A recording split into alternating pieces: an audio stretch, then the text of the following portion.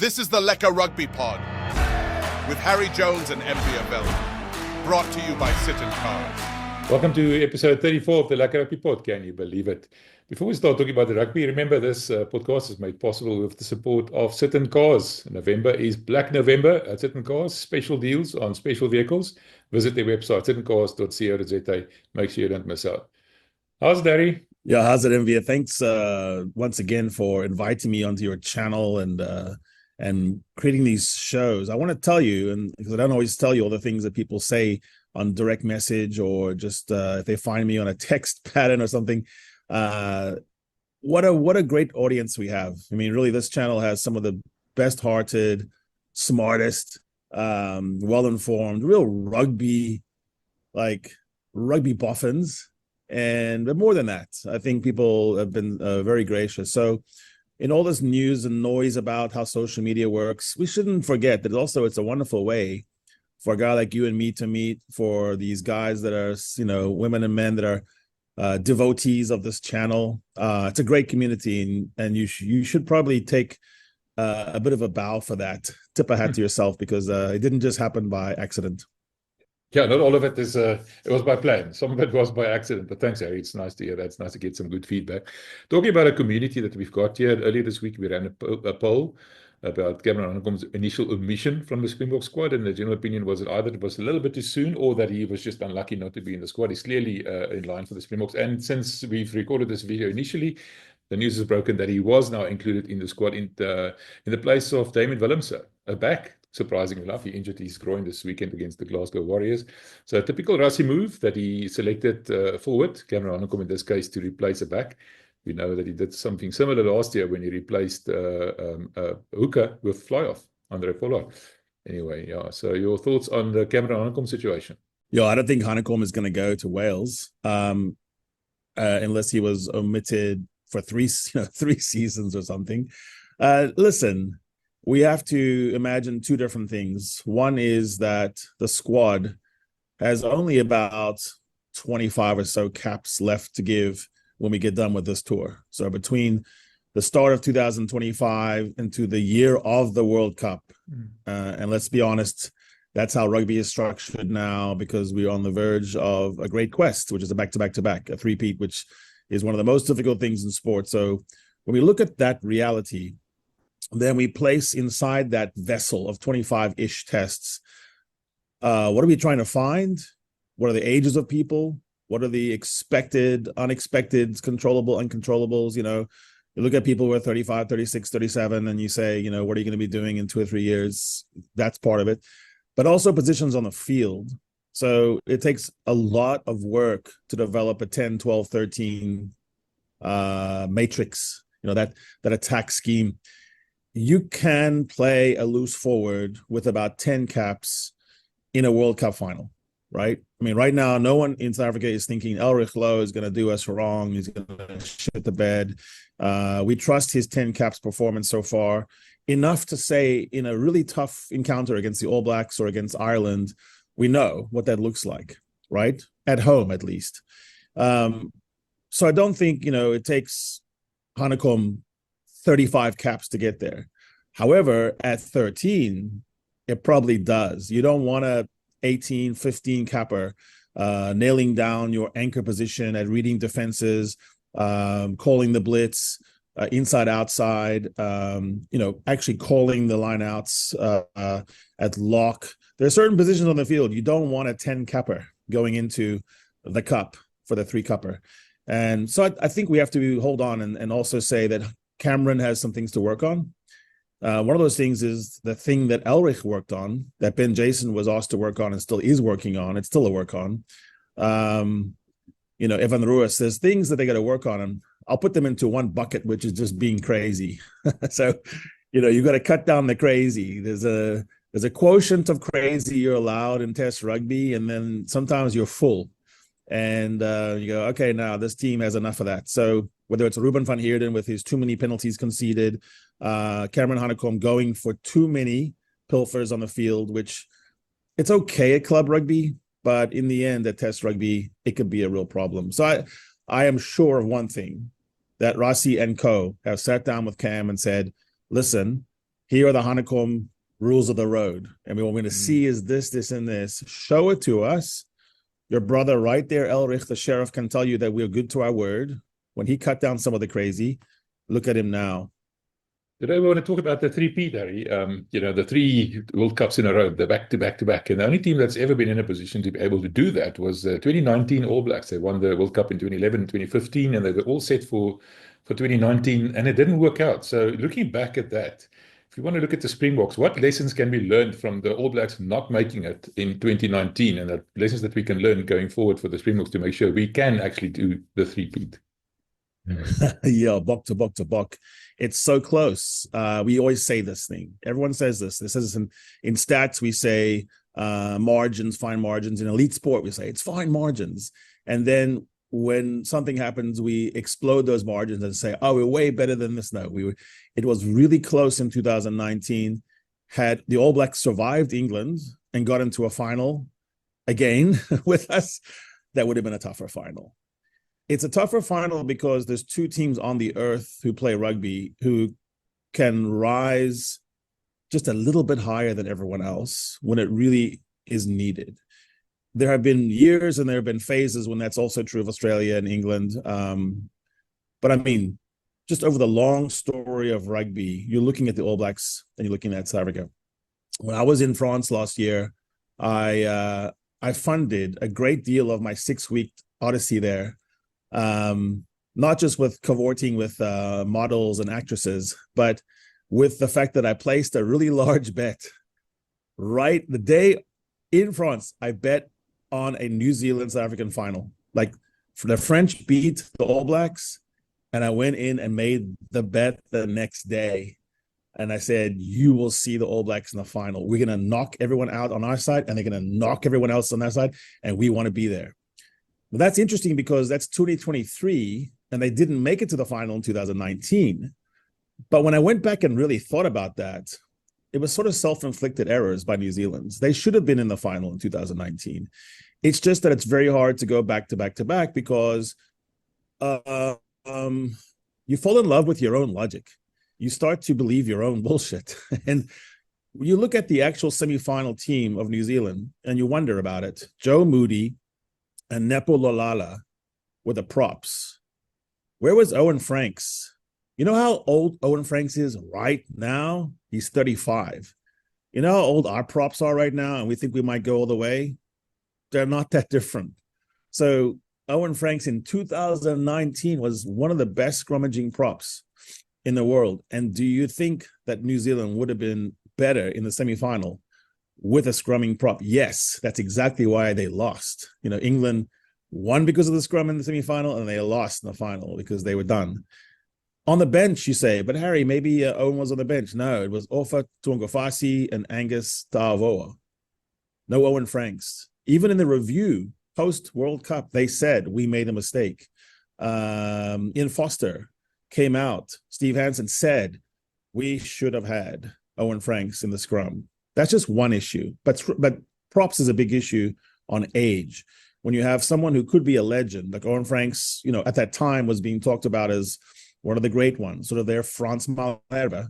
You don't want to drop someone because they're 29, 30, and all they do is scrum. We want carrying props because in tight knockout matches, props aren't carrying that much. I mean, yeah, a little bit. They might have 2 carries for 2 meters.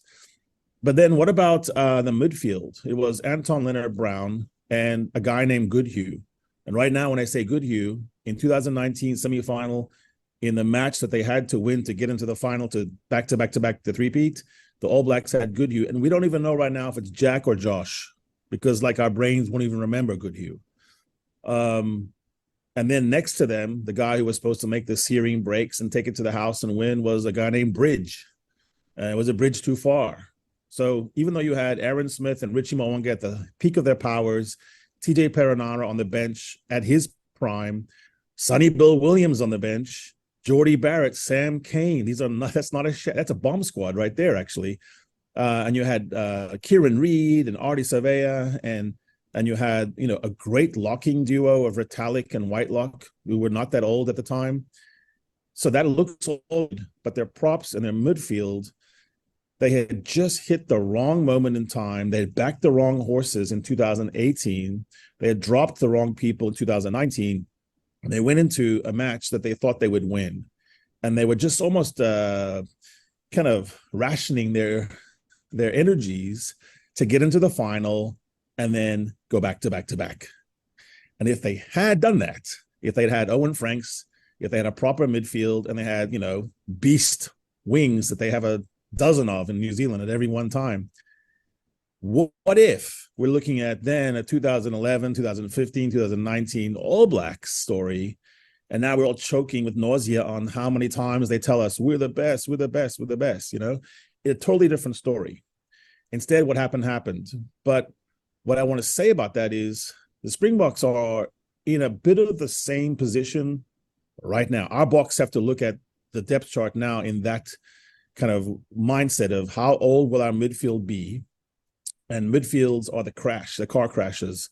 Damien Delende takes so many high impacts. A 12 will hit and be hit harder than any other position on the field over a 10-match sequence. And we take him for granted, Dukes. We say, oh, he's just always there. Maybe he's better than Bandiaki, maybe he's not. But is he flashy enough? Andre the Giant this, Andre the Giant that. Does he have enough hands? Is he tricky enough?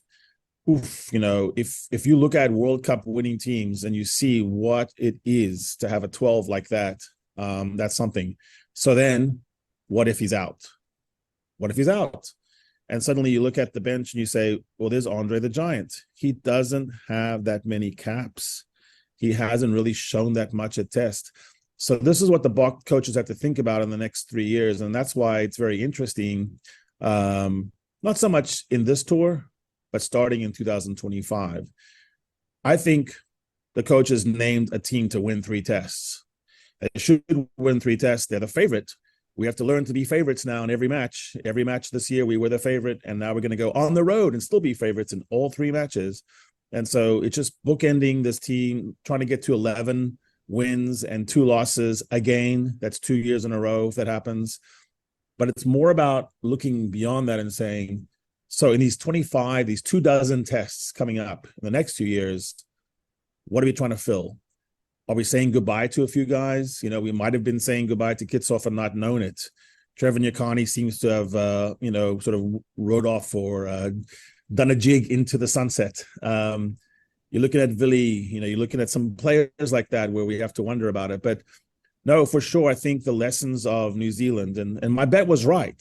That bet that I made put me in the money for that rest of the tournament. And I was based in Lyon, and I was trying to look at and meet with the All Blacks and kind of scout them out. I literally just snuck into the stadium in Gerland and walked around, and I talked to the caterers, and I talked to the All Blacks strength coach, and I was hanging out with the guy who just basically gets all the boots ready.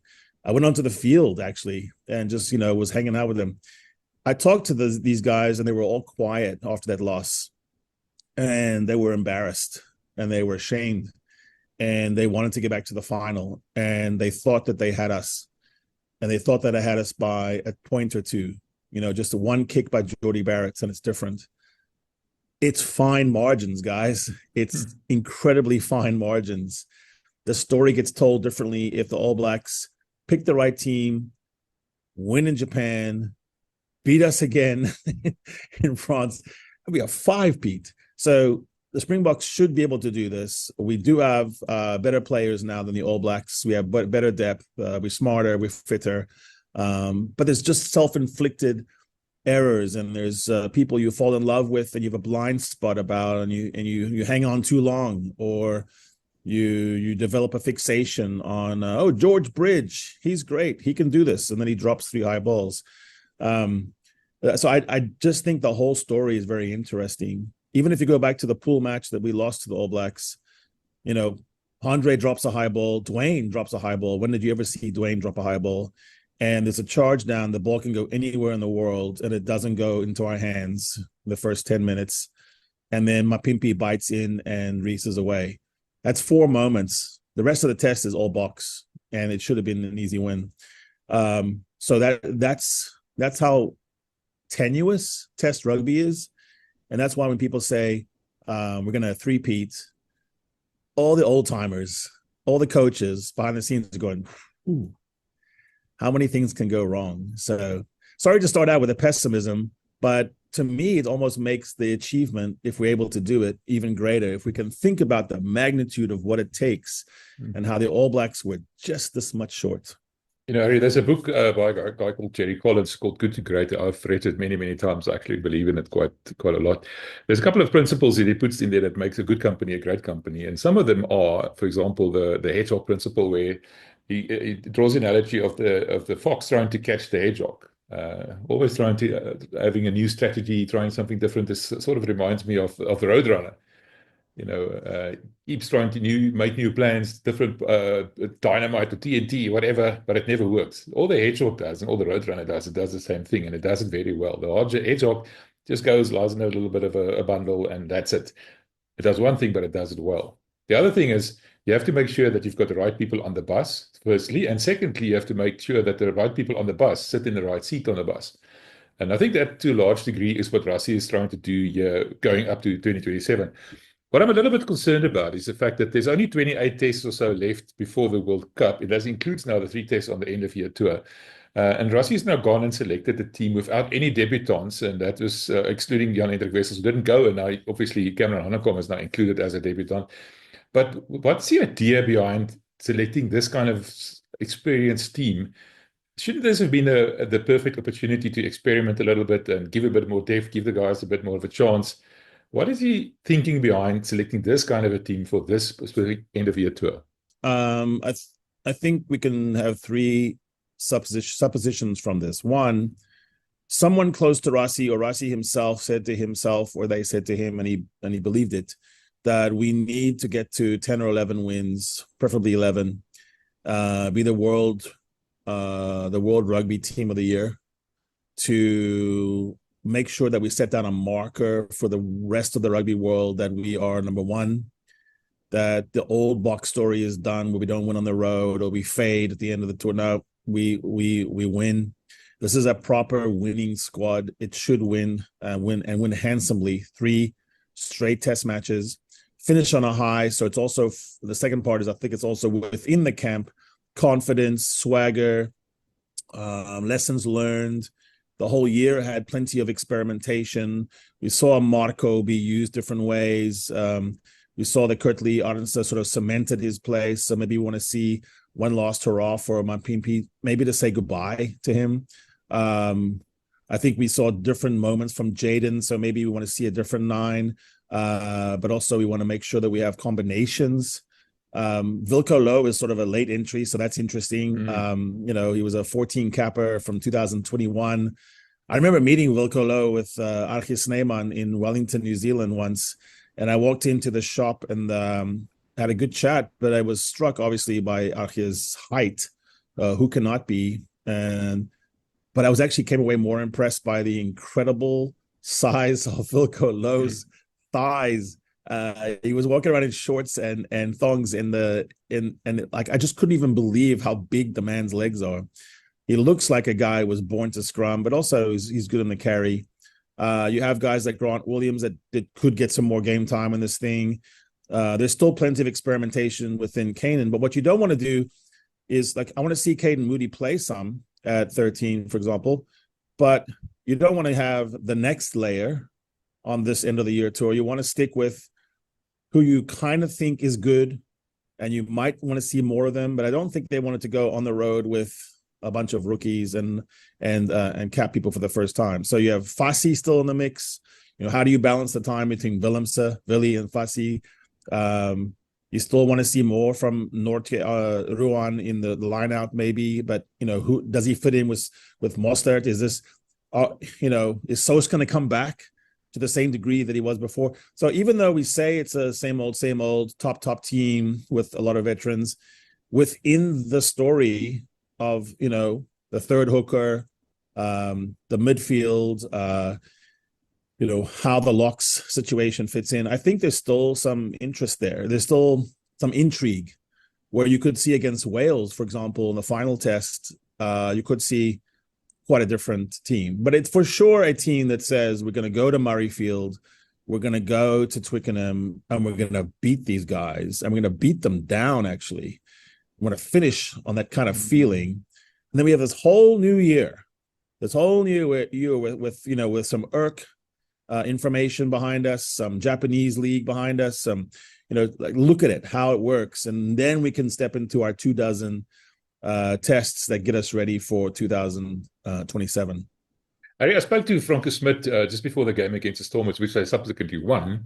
And I asked him about the fact that they're defending champions. How did they approach it? Does it make a difference to their mindset and everything? And he was quite adamant about it. He said, listen, we got that monkey off our back right at the start of the season. It was 2023, 2024. It's past tense. It doesn't mean anything now. South Africa are also now the defending World Cup champions back-to-back. We're in the running for a three-peat or a back-to-back-to-back. So the point is, how do we get over the mindset of being defending champions, firstly? And secondly, I asked Franco about the test coming up on the 10th of November against Scotland. How well does Scotland align with the provinces? Does he communicate with Gregor Townsend? And he smiled a little bit and gave an enigmatic answer. And he said, listen, we're pretty well aligned here. So I think this Scotland game on the 10th of November might not be the walkover that we think it might be. That's true. And Scotland's always a tough match at Murrayfield. I think, successful teams like the Boks now that have the mantle of being the best team in the world, there or thereabouts. Ireland can always dispute that, but we definitely are right now the best team in the world, the one that's the marker. In other words, when someone beats us, it's the biggest thing for their year, and it defines their year, whereas it's not true in reverse for us. I was in Murrayfield in 2018 and watched the Boks there, and it was close. It broke open on just a number of moments. Actually, one was Archie Snyman in open field, running like a gazelle, and then doing an offload, one of his 1,000 offloads in his career so far, to Papier. And I think Kitsoff had a carry, and then Creel finished it off. It was right up the gut. It never deviated more than about 5 meters left or right. And that's where Scotland is still weak, is you can just pierce them, like you can just drive a spear into their belly. They're actually pretty good up wide. And they, just like in the pool match in Marseille, you saw that the Boks didn't really have to go wide very much. It was much more of a game driven by power and superior power across the board. So, it probably should be that way. But I would think that a successful team like the All Blacks in 2018 going into 2019 should have focused on more discrete parts, like components of their game, and then they could have made it. So for the Boks, I think it's don't get caught up into your own hype, but work on a project cards.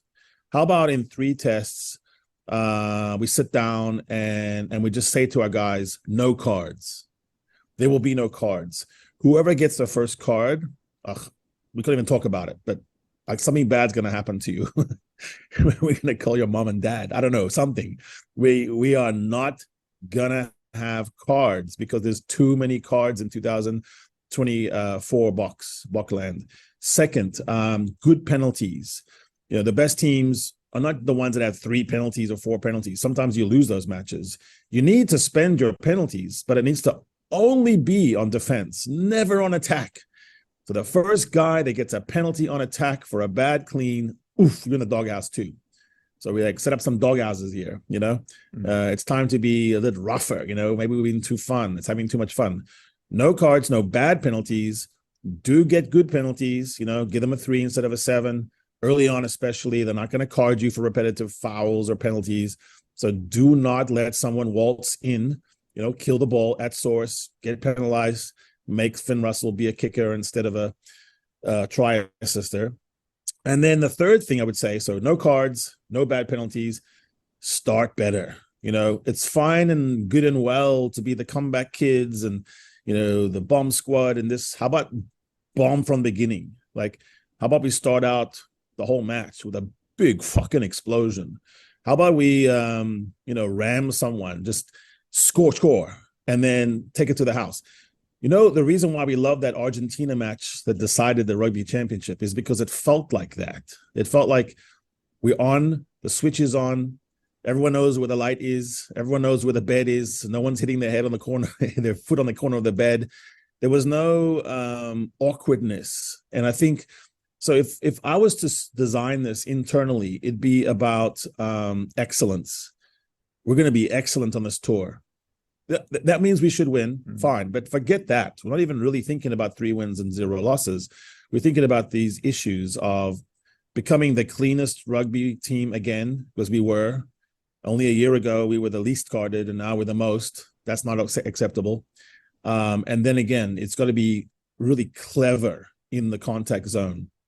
I do think part of this tour, and tours are an excellent place to do this, by the way, it could be some goodbyes. Internally, they may have already discussed this. Some guys may have already said, I don't want to go through the grind in 2025 again. And I already know that I'll be 38 or 37 in 2027. You know, I don't want to. And if that's true, then this team is really good at, you know, talking to guys who could be good coaches, talking to guys who just need a better send-off. And I think that's interesting. We don't know what it's like to break your leg like Sos did against the Irish, or I guess they broke his leg. We don't know what it's like to come back from that when your whole identity, if you're Mostert, is high energy, quickest lock off the floor, post tackle in the world. He makes a tackle, he's up again, better than anyone else. He's not that big. He's always in really good shape, but it's a tough thing to break a leg and come back. Kobus is a pretty old scrum half right now, you know, and he's built his game around speed, just like a wing, Mapimpi. You know, there's not a whole lot of 35, 36-year-old wings running around when your prime asset is the lack of lactic acid and the ability to chase kicks like a, you know, dog on the beach chasing a frisbee. You know, Mapimpi is just one of those incredibly loaded athletes, but you don't see that happening late in your 30s. So the other thing is, and you know, we've been looking at this, is there's a lot of players that are 50 caps or more that will be 36 or older in 2027. And that's a story unto itself. You know, like we just talked about how the All Blacks came undone. It wasn't so much everyone was old. It's that they were just on the other side of prime. You know, like a Bertie Retallick kind of hit a wall. He just did. I don't know why. He hit a wall quicker than Eben Etzebeth, but he did. Some players can do that, some people don't. So I think you look at these players, it's not all the same. One guy's 35 years old is different from another guy's 35 years old. But I do think when you look at it and you say, out of the 50 cappers, if, let's see, 9 of the 14 guys with 50 caps or more are going to be 36 or older in 2027, that's kind of sobering. Yeah, that's quite scary. Yeah, the other 5 will be 34 to 35. So it's basically Peter, Steph, Andre, Jesse, Malcolm, and Lewid. They're going to be 34, 35. That's the youngest in the group of 50 cappers. We haven't seen Lewid in a long time, and he's actually the forgotten man, but I think he's still very much in the picture for Boks. And then you go down to sort of the people who are that next rung, and even the people who are 30 caps to 49, 2 of those are going to be, 36 or older, Kobus and Kwacha. So it's a very interesting picture. And I think Mapimpi is definitely one that I'm looking at as a sort of a goodbye tour. I just don't see any reason at wing with the Lekkerbecks in the waiting, in the channel. There's no reason to persist with a 38-year-old in 2027. And the final thing is you have this core of players they're all like, I don't know, late 20s, early 30s, and they're between 10 and 29 caps. Marco, Kurt Lee, Tank, Mani, Andre, Grant, Wilco, Kanan, Willemse. That's a solid core. So what they have to think about is to what extent they want those guys to become the leaders, and you have some people become bench players, or do you just say, look, there's 6 or 7 of these players at the high cap, high age level that are in the running to be the best Bok ever in their position. Eben, Sia as a captain, Dukes at 12, Peter Steff in a dogfight with Johan Smith at blindside, Frans Malherbe, best tight head ever. Malcolm Marx, definitely in the conversation. Cheslin Colby, Ox, if he keeps playing at the level he's playing, it'll be him or us. And so you have these players that you don't want to say artificially like, I'm sorry, man. Like the Owen Franks thing. Sorry, you're kind of passé, you're done, your style is done. But you also want to be able to cast the net, wider, and don't just say it's got to be Hanekom or no one else. Look at the Stormer, Keke Morabe, big fella, big on the gain line. He's got tremendous gain line stats. So I do think you have time next year and the next to see who filters through. I just think this tour it's almost sentimental. It's almost like finishing this year strong, putting a bookend on this year, being the best team in the world this year with the most wins against the most top teams. And then we go into more of experimentation. I think the obvious standout here is Willie, 3 tests on tour. He needs 3 tests to get to 100. I think we'll see him on those fields of play for at least a minute or two just to get to those caps. And then I think he'll probably ride off into the sunset, Springbok-wise anyway. And there's another couple of players who we're going to be saying goodbye to. Trevor Jankane, we know, is sort of past it. He's going to dance his jig into the sunset as well. And then Stephen Kipsov, hopefully it's not the end of his career. We're holding thumbs there, but you never know. But what's interesting to me is Rassie initially selected Jan-Hendrik Wessels as a utility player because he can play either loose head prop or hooker. And now when Jan-Hendrik was injured, he decided to choose or pick a dedicated hooker, who's Johan Grobler, and a tight head, Wilkulo. I'm very happy Wilkulo's in the team, make no mistake. But I was just interested to know why they would choose a dedicated tight head in the place of a utility loose head. I know, Thomas, the two-way can be either loose head or tight head. That might be part of the answer, but your thinking on that? I don't know. I'm not sure what it is. You know what I think it is? It's kind of old technology, new technology kind of debate. Rassie is wondering into the future along with his coaches. Tony Brown's been writing and thinking about this for 5 years straight, which is the change of the style, of the shape of the game, and being ready 3 years from now to plug in, I've got Wessels at 20 caps and he's floated around, because it turned out that not only was there less scrums and longer advantages for knock-ons, but even the scrums that were convened, they're not going to ping them. They're just going to let the ball emerge, and it's more about a means of recycling. What if rugby goes down the wrong road, and it goes down that road, and the average number of scrums in the World Cup of 2027 in Australia, where they don't like scrums as much nowadays, is 3 to 5 scrums per game. Only one is pinged, and only because you've got your, the loose head upside down with his pants off, squealing like a pig, then we can call it a penalty. You look at the Urk right now, Stormers were literally marching up a hill over the backs of Munster, and it was not a penalty. It was like, I think I need to see more dominance. If you saw more dominance, like people would actually, expire. So what if that's true?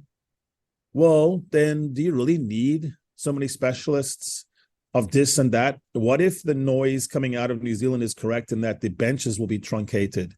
So then in 2027, they squeeze in 2 trial laws and they say, the bench is only going to be 6 people now to try to defuse the bomb squad. Well, if that's the case, everyone on your bench needs to be like a Kwacha or a Williams, where they can play anything, like the Willemse, can play every position. So then even like a Dion Fourie, if there were one right now in 2027, you'd pick that guy over the proper hooker.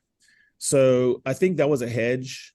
And then when it didn't come off, well, there's not that many Wessels, like Wessels is a unique vessel. Mm-hmm. He's just that kind of player, like a Kwacha.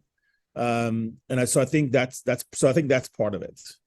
The things change really quickly. As I've told you before, my dad was a nuclear engineer, and he was doing a lot of work on Long Island at Brookhaven Lab.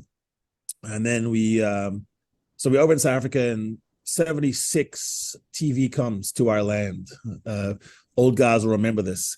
In 1976, we suddenly had television, and my dad, the jury rigger par excellence, goes, I've got a TV. And so he fishes out a TV from somewhere in our attic, and it's this New York television, and he sets it up, and Like the first shows, Biltong and Pot Roast or whatever, there were these different kinds of shows. I remember those. Yeah, but one of them was the Brady Bunch. So, we had the different shows come over, they were translated into Xhosa, Afrikaans, whatever. Brady Bunch was one of them.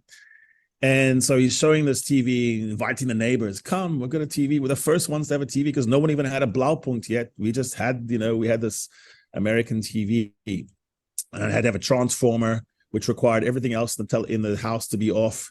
And we had to put like tin foil on the top of the antennas. It was a whole thing. The sound had to come through the radio, and the radio was migrating.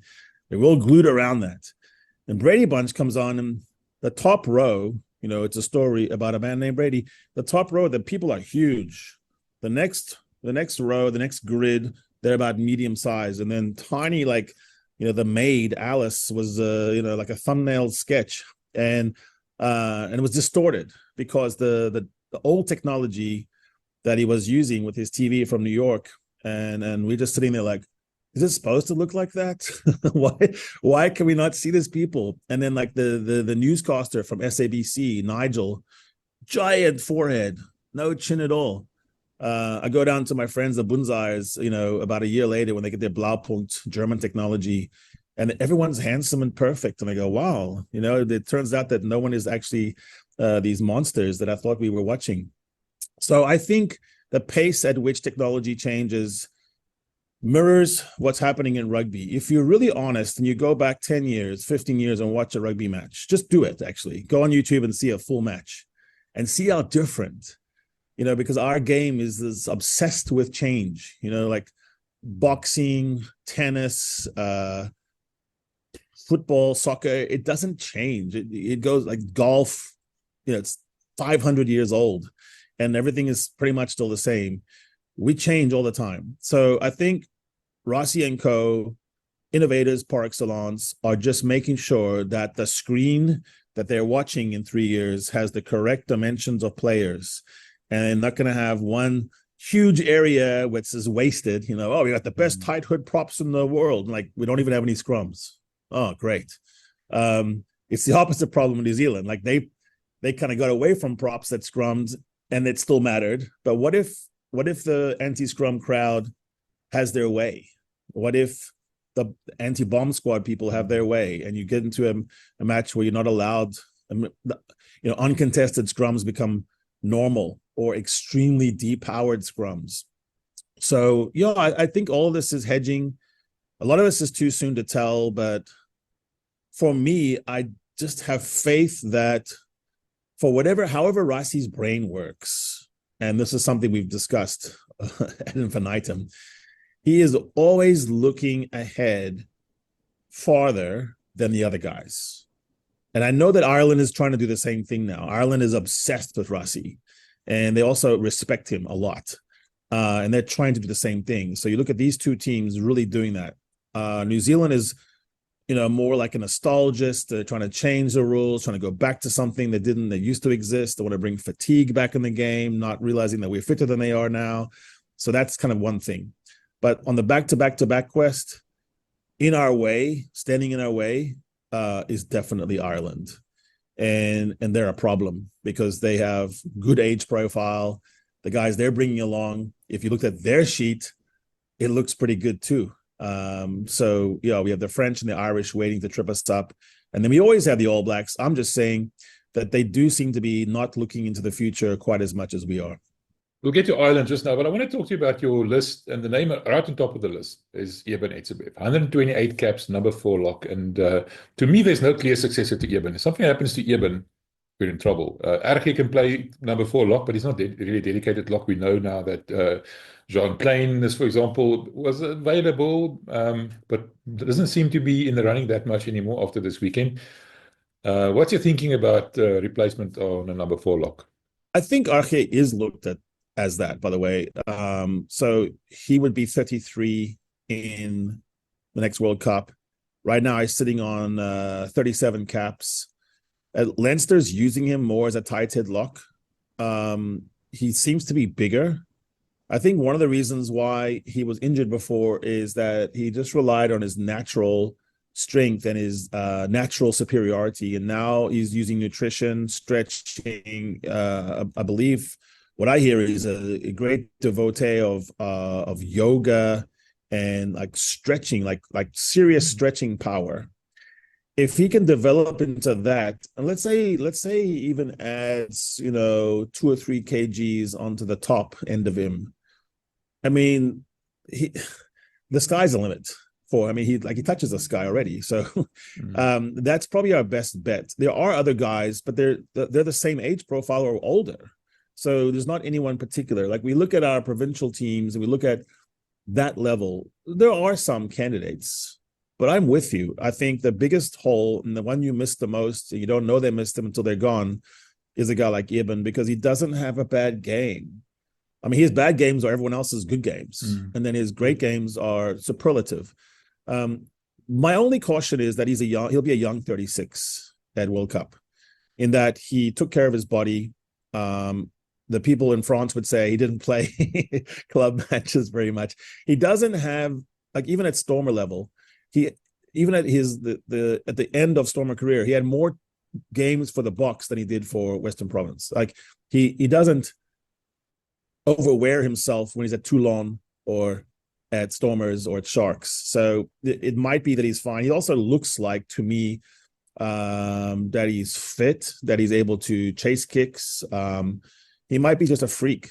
And there are examples of locks going pretty deep into their career. Alan Wynne-Jones did it. Sam Whitelock. Even this year, Razor was saying he wanted Whitelock back because he was better than at lineup than his existing locks. We shouldn't underestimate the issue of longevity. The fact that some of these players like Sos and the likes, Jesse and Kwacha, play in Japan. That might extend their career. It's a much less physical league. They play for a shorter period. We know that they always come back a bit earlier. I think they end in May somewhere, where the other competitions still extend a bit. Eben has made no bones about the fact that the Boks are his priority, and the fact that whatever provincial team he plays for is simply Springboks to the Springboks. But I think in terms of managing their careers and extending their careers, in terms of looking at 2027, some of the overseas leagues, specifically Japan, might be part of that planning. Yeah, I think that's interesting how the leagues will play a part there. You look at the big cap guys, Eben, Vili, we've talked about Vili and where he is. Sia, coming on, 89 caps. He'd be 36, I think, in Australia for the next World Cup. Dialende plays in Japan, and he is very well managed there. It's funny because Dukes actually kicks for Poles in Japan. He has a different life over there. He's super fun and relaxed, approachable. He's the favorite guy on the team for Japan. In Japan, Peter Steff has talked a lot about how he plays with some of the Barretts. He's the Braai master in Japan. He doesn't have the pressure in Japan of being that guy. So I think he makes it. So if injuries permitting, these guys that I just mentioned, Eben, Sia, Dukes, and Peter Steff, could actually make it, with Sia being the biggest question mark around, because he plays a very high traffic position. He's running in the trams. His collisions are really big, and he's a dominant tackler. So, yeah, I think Khaleesi is one of the question marks. Pollard at Leicester is playing really well, but that's also a really grind of a league. So for Pollard to get there, it'd be 34, which is not old. And it's the same age as what Finn and Sexton and Bigger and all those guys and Farrell were in last World Cup. So Pollard's younger than people think. That's a question mark because of where he plays. But Jesse Creel, Mr. Leg Day, he actually could make it. He'd be 34. He's sitting on 77 caps. If there's a guy that I would trust to have the good nutrition and the fitness, it'd be Jesse. Frans Malherbe at 37 in the World Cup, next World Cup, probably around 100 caps, could do it. He also shaped differently. He's done a different set of workouts with his body. And one of the things that people don't realize about Frans is how flexible he is for a big man. He's never overbuilt his arms. He's never made these gigantic triceps and biceps. He kind of carries the body he has, and he works a lot more on hips and core strength and the ability to twist. If you watch him before a match, And what he's told me is that's what he really focuses on is real world functional exercise. He's also a guy that's escaped really bad injuries. I think anytime you have a bad injury like Mostert had against Ireland, it's tough because the scar tissue and the emotional and mental baggage that comes with ever snapping your leg is a big deal. If there's someone who could do it, though, it would be Stoss because he plays like a madman, a controlled madman. Like if you want to have fun watching a game live, just watch Mostert. Like he's just crazy. He's like what Ben Jason Dixon's trying to become, with that craziness, high work rate, but he's just really efficient with it. And his cleans are a thing of beauty. And then you go down to guys like Marks and I think Faf as well. Faf would be 37 by next World Cup. So when you get through these sort of 50 plus caps, the ones that come to mind immediately are Vincent Koch. He'd be 38. And there's other people who can be that backup. We're looking at one right now, Wilco Low. He's, only 30 years old right now, and I don't think he's overplayed. He always has heavily strapping on his knee, but still, I think that's a guy who could go the distance. Tank has been a swing prop for a long time. So you're looking at these options and you kind of go, okay, I can see that there's a possibility, but I don't think anyone's ready to call it a game except for maybe Vili and also injuries might just, make someone like Mostert quit. Talking about Andre, he might be moving to Japan. There's strong rumors. I know Leicester is trying their best to keep him, but I think he might end up in Japan. Jasper Wiese has moved across to Japan. Maybe Rassie's thinking ahead. He's playing a bit of chess, moving his players across the chessboard, all of that part of his planning. And the contracts with the Japanese clubs are curated by Saru. One of the things they've done really well in Buckland is really foster a relationship with the Japanese clubs. And they're much easier to work with than the French clubs. So you see that there's almost nobody now placed in French clubs because, the story of Jan Serfontein, the guy that could have had 50 caps, who knows? And they just, oh, no, he has a hamstring. Oh, no, he has a niggle. Oh, he has a sore knee. And they just did that. Bismarck, lost a lot of caps that way too. The French clubs don't have any honor. They'd have no interest in the international careers. The English clubs, like a guy like Michael Cheika, who's the coach now of Andre Pollard, is proud of Julian Montoya and Andre Pollard. He wishes that, Hanro Liebenberg would be a Bok. I mean, he's trying to push that. That's part of their ethos. It's not the case in the French clubs. French clubs, it's club over everything else. And so that's why, you look at a guy like Ibn Etzebeth and you look at a guy like Antoine Dupont, and they have very different ideas about if push came to shove, a test or a big club match. Ibn's always going with the test, even if the test is against Wales. And Dupont is always going with what Toulouse wants. So I do think in the battle between club and country in France, club has won, and it's won by a lap. In South African terms, it's still about test rugby. So I think you look at it from that standpoint, and a guy like Kwacha probably got a lease on life. He got a whole extra set of wheels by playing in Japan. It looked like to me that all the players who were based in Japan were fresher in 2023 World Cup than the other ones, whether it was Jesse, Peter Steff, amazing 20 tackle guy, Kwacha always going to the end, extra burst. Yeah, it's difficult. Faf, I thought Faf was actually, and Faf has said this, that he was aerobically at his best in his whole career. A year ago. So, these injuries are unfortunate for him. When you go deeper into the list, you have a lot more. I think you have good news because we're looking at a guy like Ox Inche, who could be one of the greats, and he's really not old at all. You look at Willemse, who he's at a fantastic timing of his career. The way that Damien Willemse fits into the timeline is, he has plenty more to go. So I think when you go across the next list, it's about who gets time, who gets tests in the next 2 years, and it's just not going to happen that much on this tour. But I don't think anyone's ruled out. When you look at the list of people who might make it, Venter, Buthelezi, Nchunu, Nico still sitting there with one cap. I think Edwil van der Merwe is still someone in the mix. You look at a guy like Hendrikse, the other Hendrickse. I don't think he's been written off. I think he's still in the mix because of his goal kicking. And so I think it's basically we're in a good position, but it's hard to fit this many people into 24 tests. It's just difficult. So I am quite sure that Hanekom has a notebook and it's got exact things for him to work on. And on page 1, it says, we don't want to be carded. And number 2 is we never give away silly penalties. And everything else he's got those in spades. Right, Harry, thanks. I think we covered everything. That's quite illuminating. Long road ahead for the Springboks, but I'm sure if there's any team that could have done it or any coach that could do it for that matter, it would be Rassie. Just before we finish off, just remember about Black November at Certain Cars starting this Friday, the 1st of November. And for the entire month of November, deals you cannot beat. If you wanted to buy a car, now's the time to do it. Thanks, Harry. Appreciate it. Excellent, man. I'm looking forward to it. This is the Lekker Rugby Pod with Harry Jones and MB Vellum. Brought to you by Sit and Cars.